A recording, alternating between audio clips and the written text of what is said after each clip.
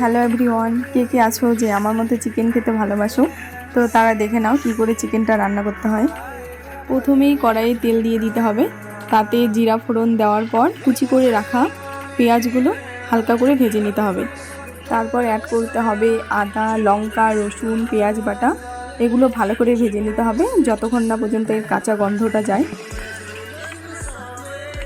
এরপর দিয়ে দিতে হবে স্বাদ মতো নুন, হলুদ গুঁড়ো, জিরে গুঁড়ো, ধনে গুঁড়ো, কাশ্মীরি লঙ্কার গুঁড়ো কালারের জন্য। তারপর সামান্য জল দিয়ে এটাকে ভালোভাবে কষিয়ে নিতে হবে। দেখো, মাংস স্বাদ হয় কিন্তু এর কষানোতেই, তাই তোমরা যতক্ষণ পারবে এটাকে ভালোভাবে কষিয়ে নেবে। যত কষাবে তত এর স্বাদ বাড়বে। মশলাটাকে ভালোভাবে নেড়েচেড়ে ঢাকনা দিয়ে ঢেকে দিতে হবে, আর গ্যাসটা যাতে লো ফ্লেমে থাকে। তোমরা কে কে আছো আমার মতো মাংসে গোটা রসুন খেতে ভালোবাসো? তারা অবশ্যই আমাকে কমেন্টে জানাবে।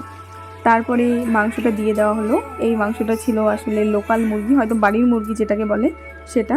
তারপর দিয়ে দেওয়ার পর এটাকে ভালোভাবে নেড়েচেড়ে আবার ঢাকনা দিয়ে ঢেকে দিতে হবে ভালোভাবে কষানোর জন্য। মাঝে মাঝে ঢাকনাটা খুলে ভালোভাবে নেড়েচেড়ে দেবে, নয়তো নিচ দিয়ে লেগে যেতে পারে। তারপর দেখো কি সুন্দর কালারটা চলে এসছে, আর প্রায় কষানো শেষ।